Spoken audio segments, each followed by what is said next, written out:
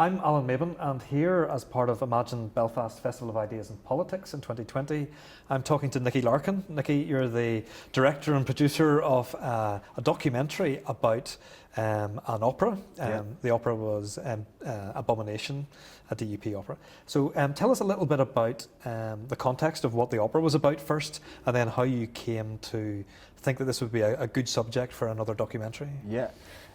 Well, Abomination is an opera by Conor Mitchell and the Belfast Ensemble, where they have taken all of the homophobic stuff that have been said by DUP members over the past 30, 40 years and then put them to music verbatim. So it's an opera that it's examining hate speech and the power of language when used irresponsibly by politicians. And it was on in, first of all, there was like a 20-minute version in, I think, November 2018 in the studio on the Lyric, and that's where I first saw it. And there's a song in the show called They Are Puffs, which was one of the main numbers in the first 20-minute thing. And when I saw that, it was like, I heard it maybe twice, and it was stuck in my head for about 6 months. I was at the concert version too, and it was the most hummable thing that came out of it. Unbelievable. And I just thought the idea was brilliant as well. And I've known Matthew, who's one of the core members of Belfast Ensemble, for a long time. I'd known Conor as well, and I had been badgering Conor to let me do something with the ensemble in terms of like video installation, something like that, for ages, sending them little pieces of work and all this. And then we had a couple of conversations, and he told me that they were planning on doing a full-length opera, and then I realised that it was going to happen at the same time as the marriage equality legislation being introduced in Northern Ireland. So I just thought that was too good of an idea, and I think it was Conor's suggestion that maybe you should make a film about all of this. So I went to Northern Ireland Screen, and they were very good, and they gave me some money to get it up and running, basically. Okay, and one of the central threads through the performance is kind of, there's an extraordinary interview by Iris Robinson, who was an MLA at that stage, kind of First Minister's wife, on the Stephen Nolan radio show when she was kind of talking about some of these issues. Let's hear a little bit of a clip of that to kind of set it in context. And I think the first voice we're going to hear will be Tony Flynn, who was playing Stephen Nolan. The big number, I think it could be there. That when the pouch goes off, and I was just trying to pick a moment to engage back in with Iris again. Rebecca, I think you could. The opera's called Abomination because in a very famous interview, Iris Robinson decided to quote the Bible and call the members of the LGBTQIA+ community Abomination. Yeah, that's what I was doing. You're just about to come on again. Yeah. Iris Robinson was a DUP MLA and the wife of former First Minister Peter Robinson. No. Is there anything in that to go, this is a misunderstanding? I think at the start, keep coming back to lovely Iris. Okay. You misunderstand me, this is all much simpler. The day after Peter Robinson became First Minister of Northern Ireland, as he was on a flight to London to go to Westminster, she phoned up the Stephen Nolan show. Stephen Nolan is a local radio presenter who likes to court controversy, but this interview, I think, took him completely by surprise. Iris Robinson goes on the radio. She says live on air that gay people are an abomination. Okay, so what was it about this that's, I mean, you'd seen it, and it kind of, why did it pique your interest? Because, I mean, there's all kinds of things you could make a documentary about. There's all kinds of human interest. So why this one? Why devote months to kind of doing it? I'm particularly interested in this rampant homophobia in Northern Ireland among the Christian right. I just find it fascinating. You know, in the South, we have sort of leapfrogged the UK in terms of, you know, in 1993, homosexual acts were illegal in the South, and then a relatively short while later, we become the first country in the world to vote for marriage equality.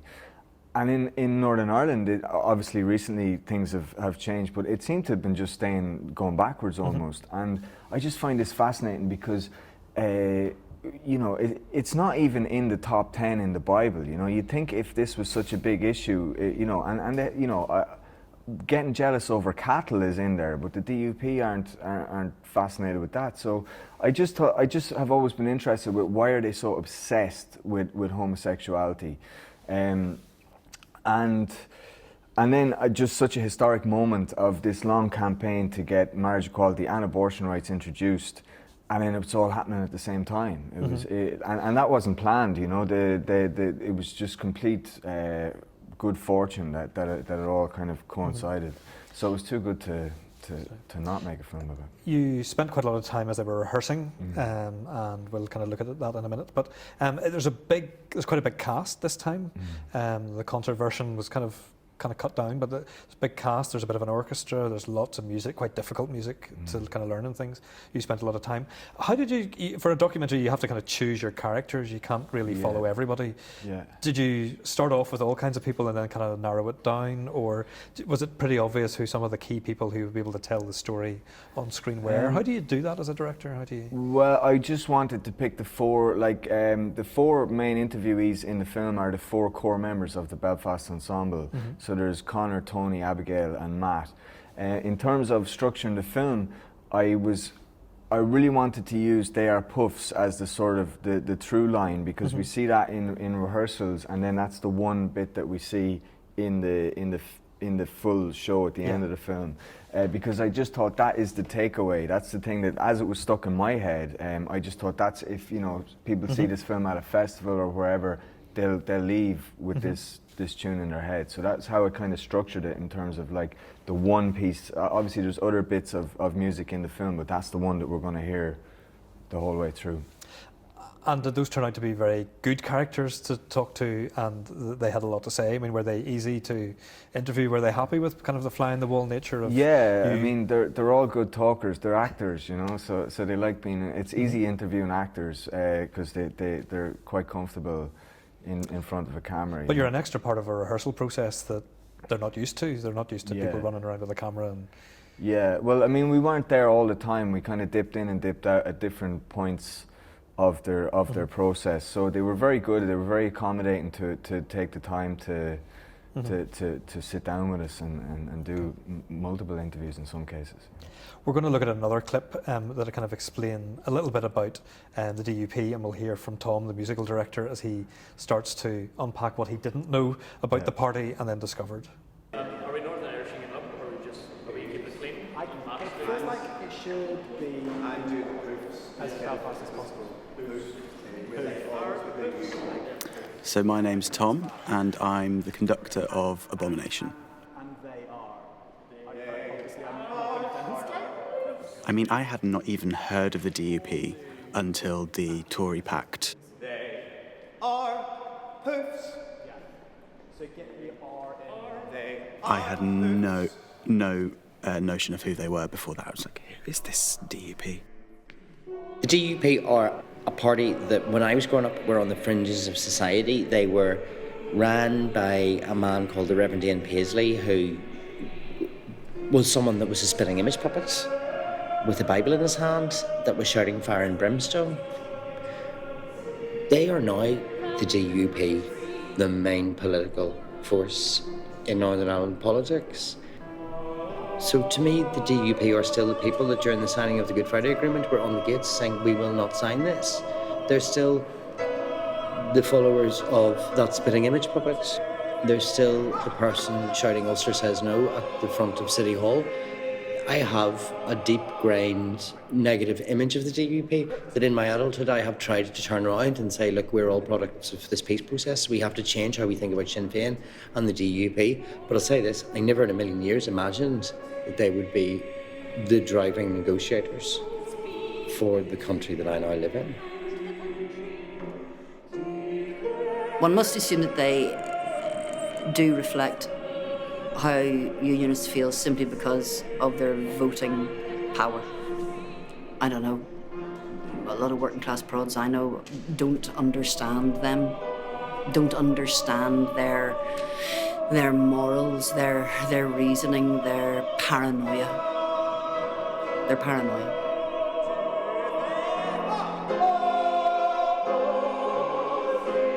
This is not an attack on unionism. To me, this is an attack on hate speech. we're not making up any of these words. It is putting into the spotlight what happens when so-called respectable politicians use words carelessly. Well, if you're using words as public representative, you've got to understand what they mean. So, Nicky, it's a verbatim piece of opera. So there's a lot of it doesn't really just pick out certain kind of key phrases, but it actually puts a lot of stuff in context and has big lengthy things, which must be quite awkward if you're a singer or whatever to have to kind of remember. But for you, did it seem important to include? You have a couple of songs nearly in totality. There, Poofs is there, but some of the other ones we hear a lot of it. Yeah. Was it kind of important to also give that context so you're not just being kind of salacious with going, oh, well, here's a really key line that'll kind of get people. How do you kind of factor that in? Well, what I decided to do was I included, at different points, I included the original interviews with Iris Robinson, where she's talking about, homosexuality being an abomination, and another point where she's offering psychiatric help to gay people. And then what I did was I wanted to show how that translated into the libretto piece. So I kind of focused on using those bits, and I have subtitles on certain parts of the libretto, because I think for me, having heard it now maybe 16,000 times, I take it for granted that everybody else knows what's being sung. But I think it's actually quite powerful when, apart from listening to this beautiful music, you see the really hateful. It's this sort of real interesting juxtaposition between really beautiful music and really hateful words that are being sung, and I just thought it was interesting to sort of highlight that to the audience. There's even a point where Conor Mitchell kind of says that some of the phrasing used by the politicians was actually it's beautifully written, beautifully crafted as words, and just very hateful and offensive to hear. And that's interesting. So in many ways, it's a very complimentary documentary to the opera. You follow many of the same kind of principles and a lot of the same style that they're putting on stage, you're putting on screen. Yeah. Was that conscious, or is it that just kind of? I think in terms of this documentary, it was quite different from stuff I've done previously, because it was much more fly on the wall, even though really there's, I'm a bit funny about that phrase, fly on the wall, because no matter what you're filming, you're still making conscious decisions about what you're going to use. But in a sense, it was more like that, because we had a really loose idea of what was going to happen each day at rehearsal, so it couldn't be too planned, So it was, in terms of anything else I've made, it was the most sort of free-flowing process of just capture a load of stuff, and then it just came together in the edit, which was a brutal, long process, because there was no real structure, no real plan. It was just a load of stuff, and then just try and craft a narrative from that. Okay, there's quite a lot of characters on stage. We have everybody from Iris Robinson, we have probably some special advisors, we have Stephen Nolan, we have all kinds of other kind of people kind of crowding around. And let's kind of see another clip for those who didn't get to see it either in the theatre or haven't yet been able to see your documentary, because with Corona that's on hold for a little while. So let's look at another clip for a minute.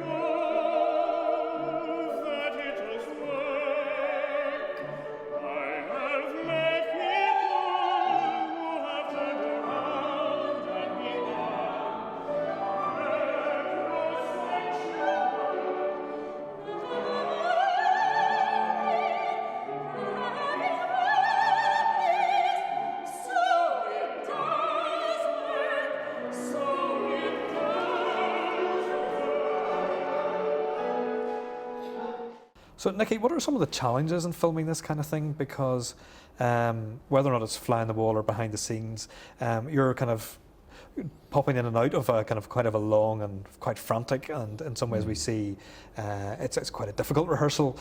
Some of the music hasn't actually been written when they start rehearsing, because that's how Connor works. The last 15 minutes is kind of made up on the fly, kind of seat of pants before it finishes.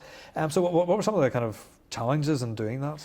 I suppose the main challenge was trying to decipher when was an appropriate time to get up close and when was an appropriate time to just leave them alone. Because particularly as the process progressed and they got into the lyric, there was one day we were filming in there, and you know, you were always on a fine line of you felt like, well, maybe I might get a slap if I go up and ask a question now. Or if I think some of those characters could have, it yeah. was a real risk. So that was, you know, and they were very patient and they were very accommodating, but we still needed to be mindful that they were under this huge amount of pressure, and it wasn't really all about us and getting our film. We were there sort of like trying to get whatever we could without interfering with their incredibly stressful process of getting it on stage in such a short period of time. And I mean, does that add something to it? I mean, it was I suppose it's I mean, where they rehearse, it's a freezing cold, deconsecrated church. It has probably no heating in it. No, they had heating this time. Did they have heating? Have learned? They made that mistake the last time. But it's a kind of it's quite an interesting environment though to be, because what they're singing about, the fact that, if you like, you've kind of said Christian right or whatever, or kind of against this, but you're in a church. Yeah. And was that kind of good visually for you? Yeah, it definitely added hugely to it, because a lot of the stuff is based on scripture. A lot of it is coming from that place of, well, God says this, so therefore. So it was very interesting to do it in this church essentially, and also to do it in East Belfast, in a heartland of DUP support base. You know, only like 100, 200 meters away is the big loyalist paramilitary murals in Freedom Corner, and you have like the Harlem and Wolf Crane, and so that kind of added to it.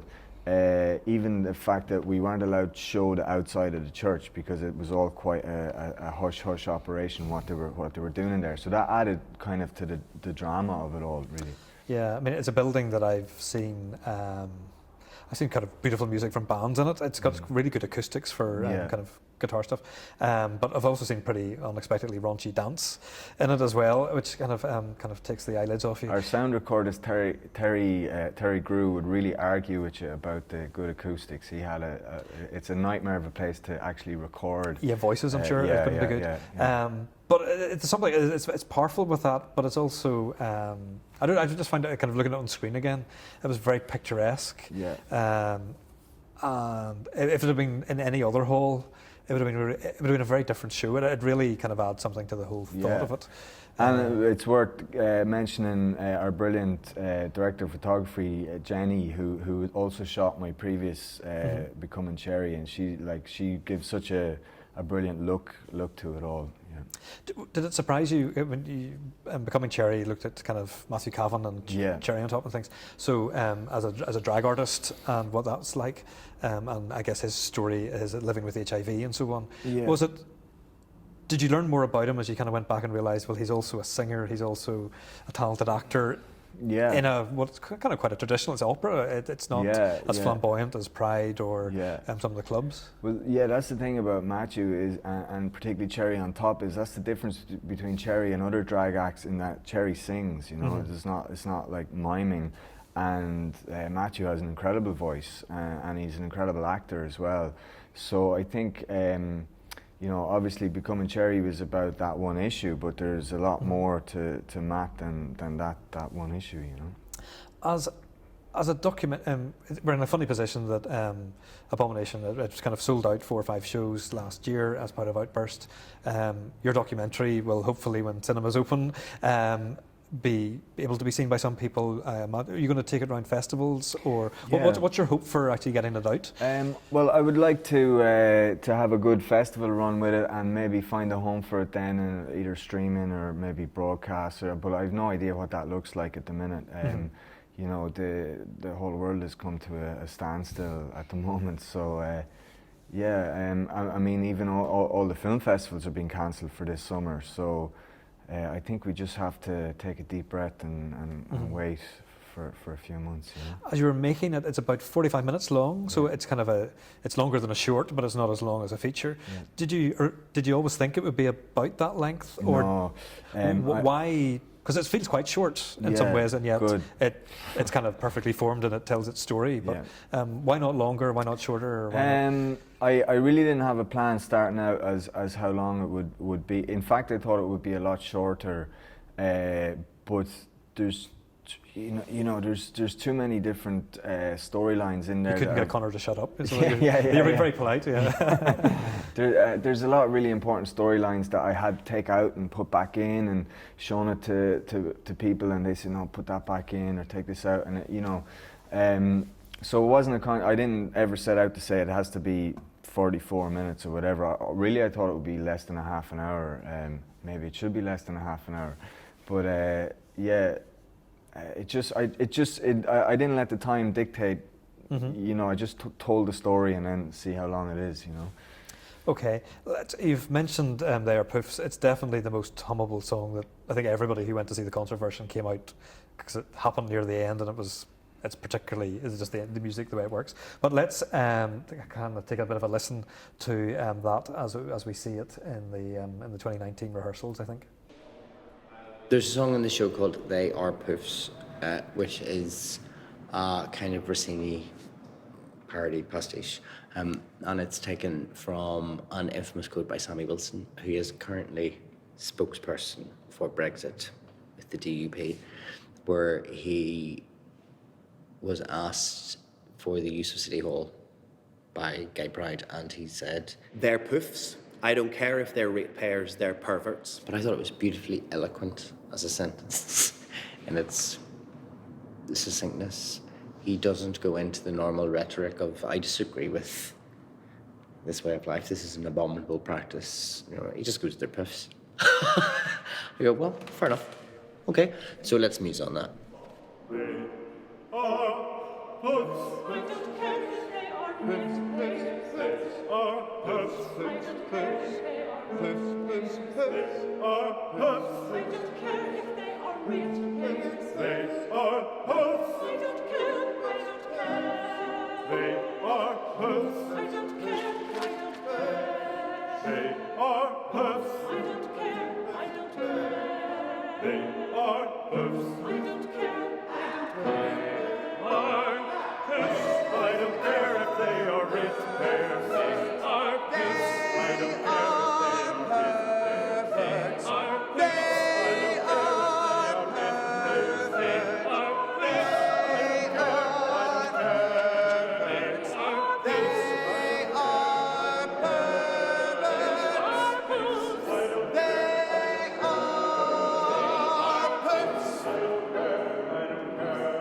They are poofs. They are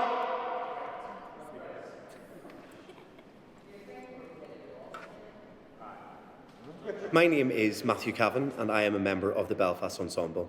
We're rehearsing in an incredible deconsecrated church in East Belfast, and East Belfast is like the homeland for the DUP. I don't think many of the neighbours know that what we're doing in this building. We're not publicising it outside, and it's also amazing because there's so much in the text where the DUP quote scripture, and to be able to create it in a church, there's something very powerful about that. You want some improv around here?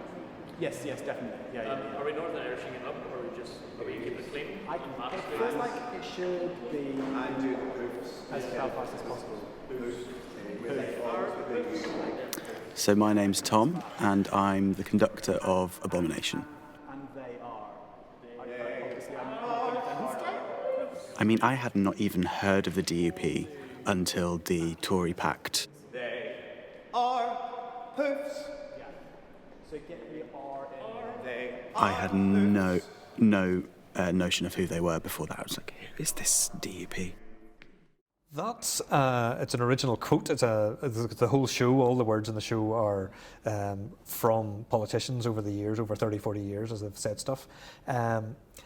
Why that song? Why did you choose that song to be the one that kind of was the narrative? It's the one that we hear twice, kind of in rehearsal, and then we hear it kind of on stage again. Because there are other quite powerful bits of imagery, particularly some really theatrical stuff as well later on. But why that one? Because did you fall in love with it? Yeah, I did, but also because the power of it, it's just so offensive, you know. I thought about calling the film "They Are Puffs" because it's just so offensive. You go, what? Yeah, you know, you wouldn't say that these days. I can't think of a circumstance that anybody would. Yeah, and this use is that like language. a elected representative, and Sammy Wilson, and he said it in, I think, 1992, when Gay Pride asked for the use of City Hall for an event, and he said, I don't care if they're ratepayers, they're perverts, they're puffs, you know, they're not getting the hall, basically. And that's just insane that an MP, well, you know, whatever he was, an MLA or an MP would get away with saying that and never be pulled up on it. And I don't think there's many other countries in Europe where elected representative could get away with that sort of language. But then it's married with this really catchy, brilliant music, which is the power of the opera in general. But in my mind, it was my favorite piece, basically, and I just really, I mean, it was stuck in my head for so long. It was a gift yeah, to a total gift. visually, yeah. As well as and were you surprised? I mean, as you'd seen the show beforehand, you'd seen the rehearsal, or you'd seen the kind of concert version, the shortened version beforehand. Were you surprised by this whole kind of process as you got to know it more intimately, as you realised about how the music differs from the words, how the cast themselves, their own lives and stories are quite caught up on this? You captured some stuff with some of the cast kind of saying just how it affects them to kind of day after day have to sing this stuff in rehearsals that actually hurts and is quite offensive, and in some ways even the most offensive because of who they are and the particular lines that Conor has given them. It's quite, well, he wasn't kind with how he kind of let it out. Were you surprised as you kind of learnt about that to realise that this isn't just a show, this was quite a personal statement? Yeah, I mean, it was all very personal, and Conor had he had printed out the entire Iris Robinson interview, and he had it stuck to the wall in the church. Because she spoke on the radio for about an hour, if I remember, maybe an hour and a half. Yeah, this was like... Then phoned back another day and made it worse. So, I mean, it was tons of this stuff, of which he uses an enormous amount. Yeah. The show is very much centred around that one phone call, with other bits and pieces as well. But he had this whole interview printed out on the wall in the church as a constant reference point to remind the cast that this is all real, you know, which was very important for them, but also made it more difficult for them. That this isn't imagined, you know. This is all real. They're not making anything up here, you know. And did it make you think that you want to do this again? That there are other ways of, you've kind of said, I mean, you came at this with you weren't making an impartial kind of, well, on the one hand and on the other, we'll have to wait and see. You weren't kind of making that kind of a documentary, you were doing one which was very authored, you had a particular viewpoint when you started, the narrative fits, and you carried on. But did it make you think that's definitely you want to explore this more? Are there other aspects? You've done kind of Cherry, you've done Abomination. Are there other aspects of how kind of the bias and kind of homophobic stuff, or is that out of your system now? That I think it might be out of my system, but I think you've had your rage. Well, the rage isn't gone, but I think that Northern Ireland's very interesting because there's so much stuff here that is worthy of examination that isn't about the Troubles, and I think people. Coming from the South particularly, we have this idea that any film or any documentary about Northern Ireland is going to be about the Troubles. So I think it's very interesting to be making work up here that isn't about the Troubles, but is about all this really fascinating microcosmic quirks of Northern Irish society. And yet many of those statements that were being made that were part of the verbatim lyrics were actually made during the Troubles, during the peace process. You know, some of it's very old, there's stuff from kind of Jim Wells quite a long time ago, and then it works forward and there's still, you know, it kind of probably finishes a few years ago in a sense of the most recent things, but it spans that same period, and in some ways there's a kind of a gay history that is only slowly being told now that also spans the Troubles and was very different. It weaves its way in and out. And as we come to a close, what do you hope people will get out of this? Because I'm guessing there's a certain audience that will hate it because it kind of reminds them that you've clearly got a really bad worldview, and the story that you're telling is a really bad worldview, and they don't like it. Yeah. There's other people who will be kind of fired up because this is class. Yeah. They enjoyed Abomination. They'll enjoy watching the behind the scenes. So, I mean, do you think can a documentary change attitudes? Can it challenge? In the same way that an opera was trying to do that? I think it can shine a light on certain things that people aren't aware of, because I wasn't aware of this stuff before I came to Northern Ireland. So I think outside of Northern Ireland, people in the UK, they now know who the DUP are. I mean, up until 2016, nobody knew who they were. But I don't think people understand quite the gravity of some of their viewpoints, and so I think it's the role of the documentary is to shine a light on stuff and provoke a debate, and to get people talking about stuff that maybe they weren't aware of, and whatever way they react to that is their own business. And there'll be voters who would vote for the DUP who would say that they don't agree with those kind of policies, and there'll be people within the DUP would also say that that's from the past, people they've moved on, or that there are lots of other more progressive voices, if you want to use that phrase, within it as well. That doesn't really get captured either in the opera or the documentary. It's quite, I suppose it's one-sided in a sense, but it's pointing out the words. And yeah, but it's not a hatchet job. You? No, because I don't see it as a hatchet job, because nothing is made up here. This is all stuff that's already in the public domain that Conor and the Belfast Ensemble unearthed after a huge amount of research. So it's not like we're putting words in anybody's mouth, or we're sort of defaming anybody. I mean, they've put all this stuff out there themselves, and some of it is very recent. It's not like it is all 30 years ago. I mean, I was up at Stormont on the day that they were, the DUP went back to Stormont in November or October with the aim of blocking marriage equality in Northern Ireland. So, I mean, that's pretty recent.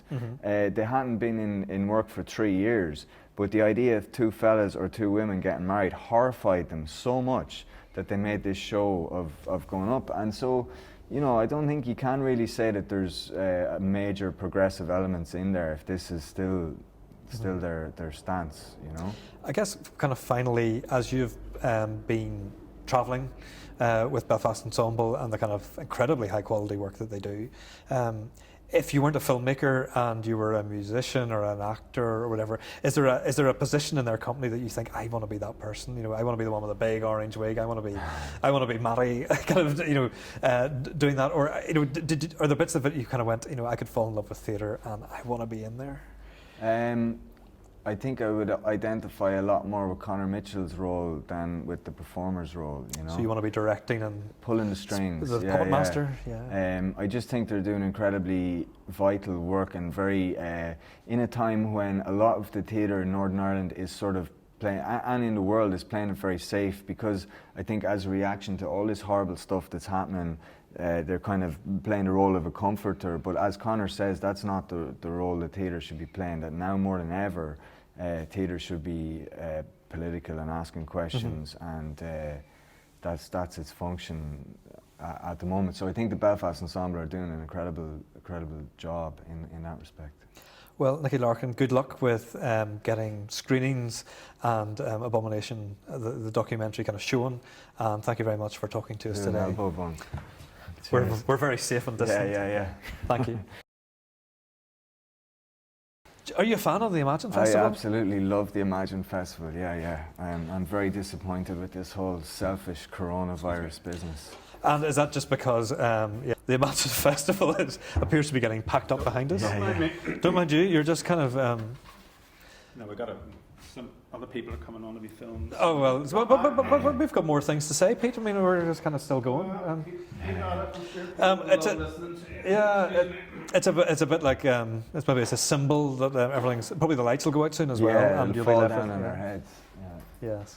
Yeah. What'll happen next? I don't know. It's very confusing as to what's happening. Yeah.